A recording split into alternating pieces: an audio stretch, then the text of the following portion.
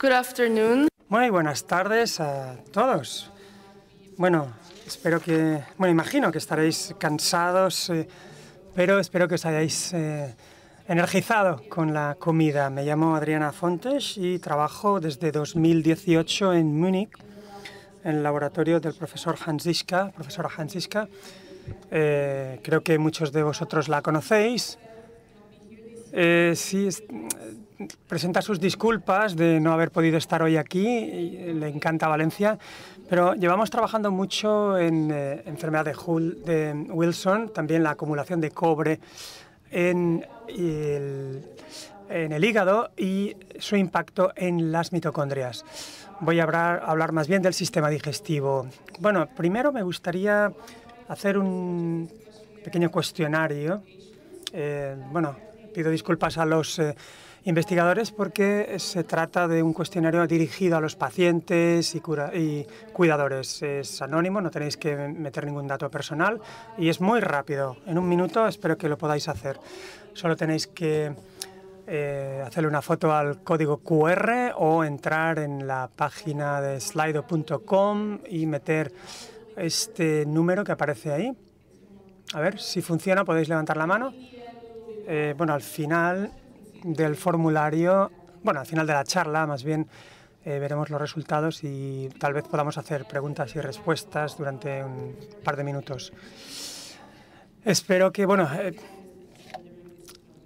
si queréis hacerle la foto ahora, y durante un minuto, 30 segundos más bien, podéis cumplimentar el formulario, que es muy corto, como digo. Y luego pues podréis prestar atención a la charla.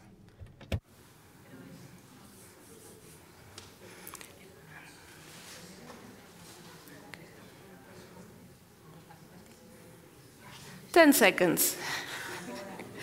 10 segundos. Sí, la cuenta atrás, como cantaban los Europe, The Final Countdown.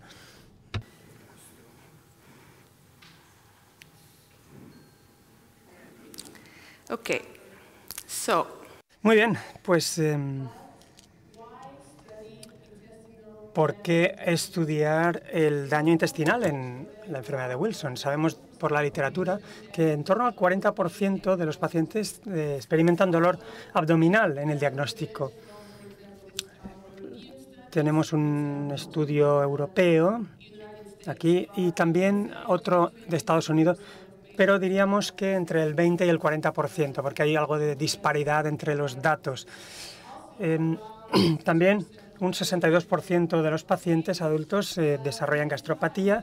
También la colitis ulcerosa es una comorbilidad en pacientes con Wilson, también como la enfermedad celíaca, sobre todo en pacientes pediátricos.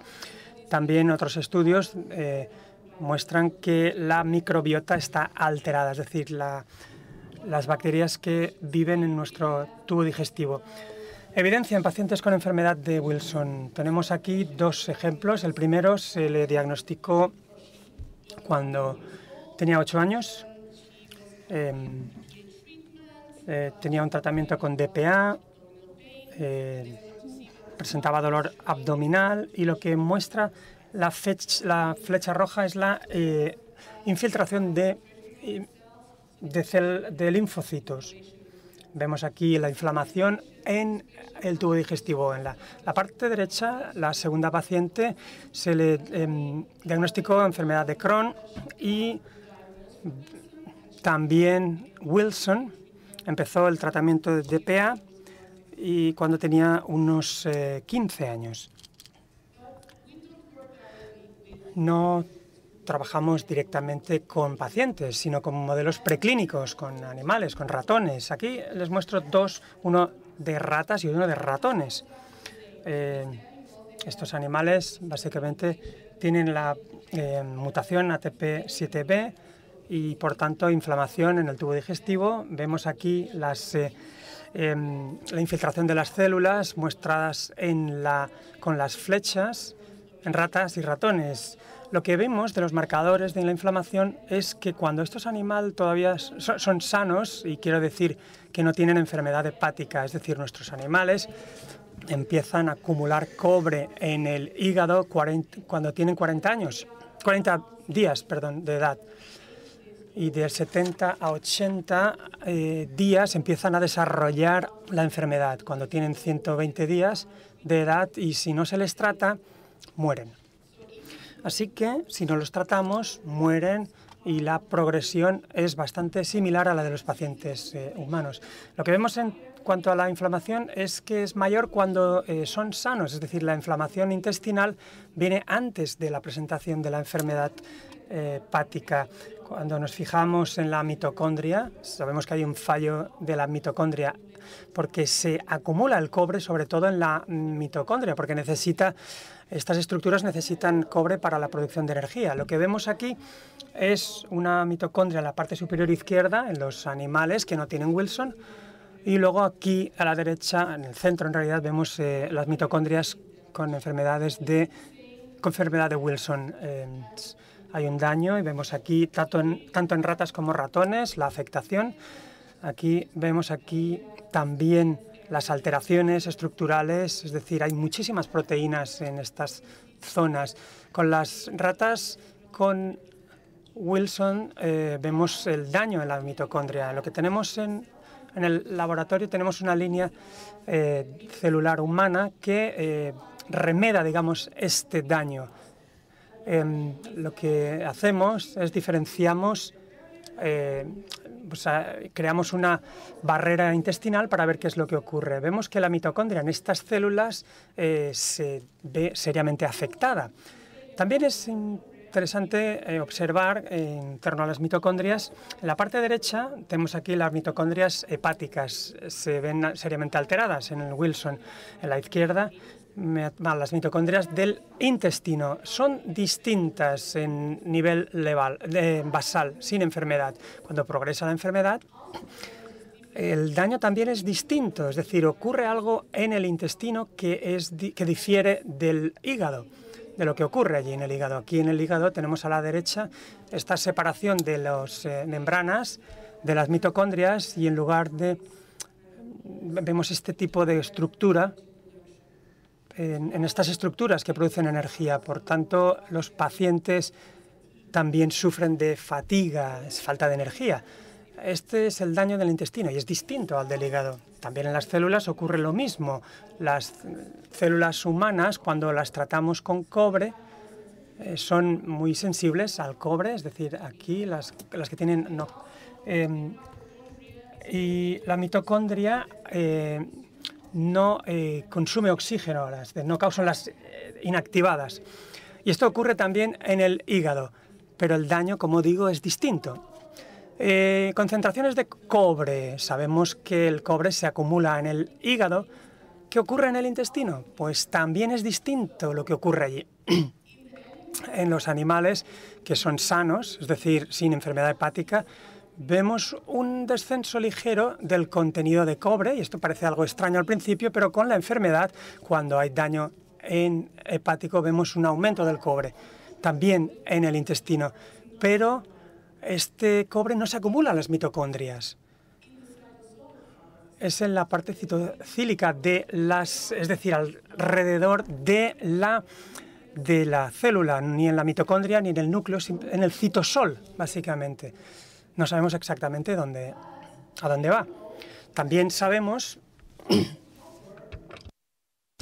que el cobre está rodeado de vesículas, no está en la mitocondria, ni en el núcleo, ni en el Golgi, está rodeado de unas vesículas, y sabemos que esto es distinto en el hígado, porque en el hígado básicamente se circunscribe a las mitocondrias. Así que tenemos daño intestinal, pero una forma distinta, digamos, de gestionar el cobre.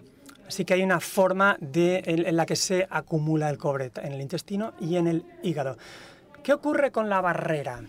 Bueno, aquí tenemos los animales sanos y animales con la mutación, pero sin enfermedad hepática.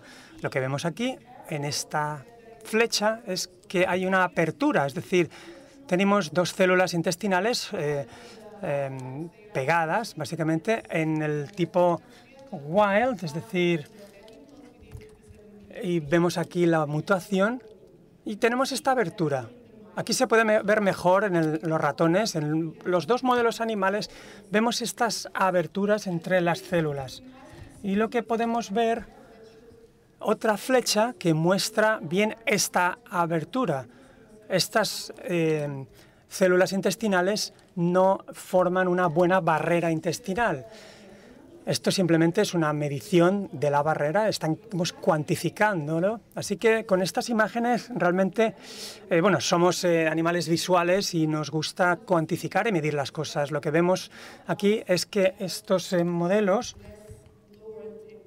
tienen menos integridad, estos modelos con genes inactivados, ¿no?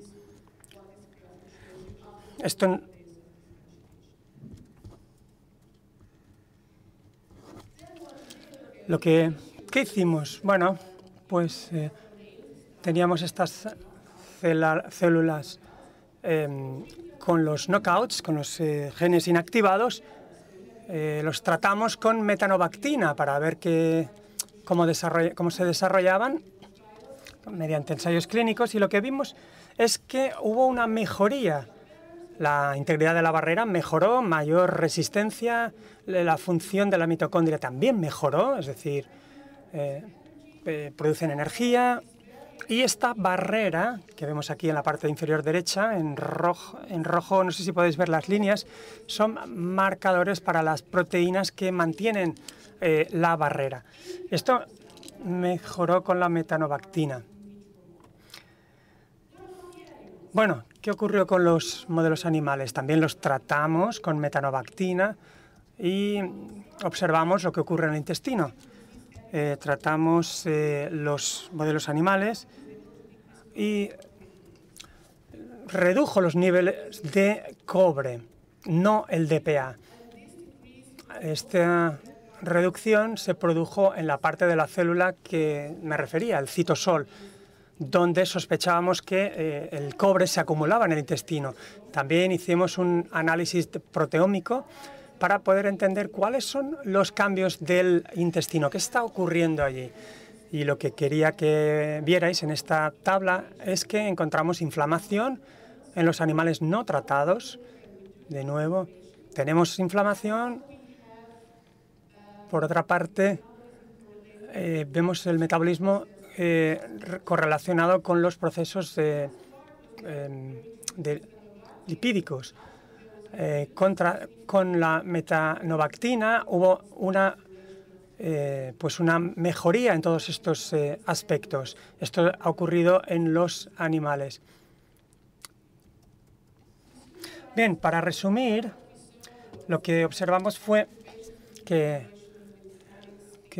hemos trabajado también con colegas de Varsovia, con un grupo de pacientes pediátricos. También observaron la inflamación en el intestino, las primeras imágenes que he mostrado.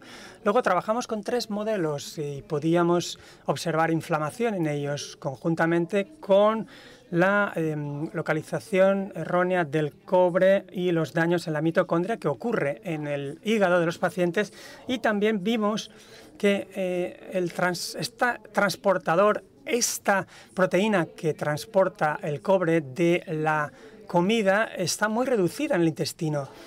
Así que el organismo de los animales, antes de la enfermedad hepática, te está diciendo algo está pasando aquí, hay que bloquear la absorción de cobre. Así que se ve reducido la concentración y las también se ven reducidas en el intestino. Y el intestino, digamos que ya está en alerta y empieza a inflamarse antes de que ocurra la enfermedad. Cuando tratamos con metanobactina, pensamos y pudimos constatar que mejoran con el tratamiento. ¿Os puede parecer bien? Muy bien, pero ¿cómo nos puede ayudar esto de cara al futuro? Bueno, pues tenemos un estudio aprobado para hacer pruebas con animales con sales de zinc y comprobar qué es lo que ocurre con el intestino. Sabemos que suele haber alteraciones del tubo digestivo. Así que queremos ver qué está ocurriendo en el intestino. Así que no prescribimos zinc ahora mismo, estamos tratando de buscar otro método y este creo que sería el mensaje más importante, también crear, digamos, concienciación sobre el intestino en Wilson y aparte de entender, digamos, qué efecto tienen las terapias en el intestino, también queremos comprender mejor el mecanismo, porque así podemos entender mejor, bueno, tal vez es el cobre, la inflamación y ¿cuál es la cuestión? ¿Qué ocurre aquí con la microbiota? Porque no tenemos cobre en la bilis, tal vez haya una alteración. Lo que llega al intestino puede ser distinto. ¿Qué es lo que ocurre con los nutrientes? ¿Y si es el cobre, no las mitocondrias y no la microbiota?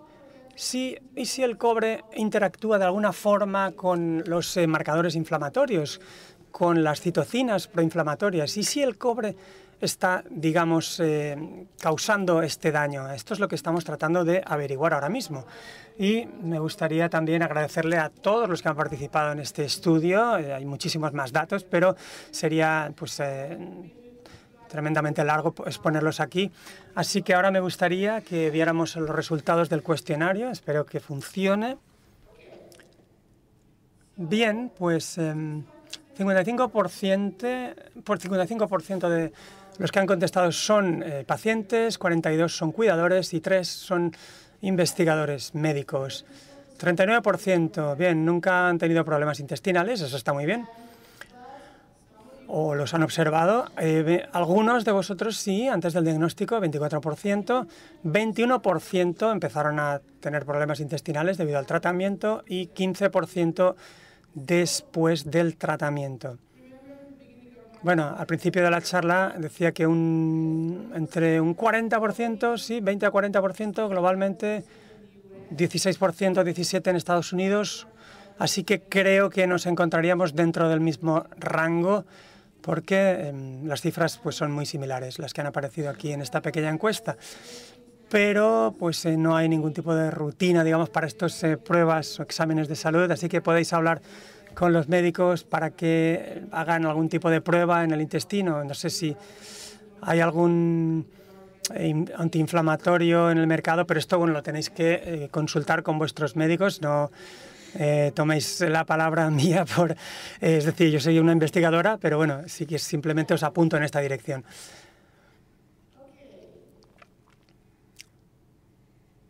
Bien, aquí habéis experimentado problemas intestinales. Si habéis experimentado problemas intestinales, sí, usted, el paciente, experimenta problemas intestinales.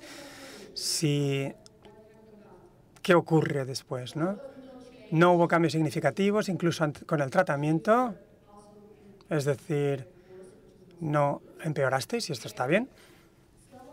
Algunos, en 36%, habéis mejorado con el tratamiento y esto quiere decir que, sea lo que sea que esté haciendo el cobre, habéis mejorado con el tratamiento, pero otros me estáis diciendo que empeorasteis con la progresión de la enfermedad y esto puede ser debido al tratamiento u a otros factores. Así que el intestino es un órgano muy complejo, más complejo que el hígado, así que hay muchos factores aquí. Y esto es la prueba de que los factores medioambientales también pueden tener consecuencias, aparte de la medicación, nuestra vida diaria, la nutrición y muchas otras cosas van a tener un impacto en nuestra salud intestinal. Bien, ¿considera relevante el estudio de los efectos intestinales de la enfermedad? Por eso quería que contestarais antes de mi presentación para saber exactamente si esto, ¿no? Si os parece que sí o que no. Bueno, sí, el 94% decís que sí. Al 6% que habéis contestado que no, espero que después de mi presentación hayáis cambiado de opinión y tal vez le demos algo de crédito al papel del intestino. Muchísimas gracias por vuestra atención, por contestar al cuestionario y bueno, estoy aquí a vuestra disposición para contestar cualquier pregunta. To answer.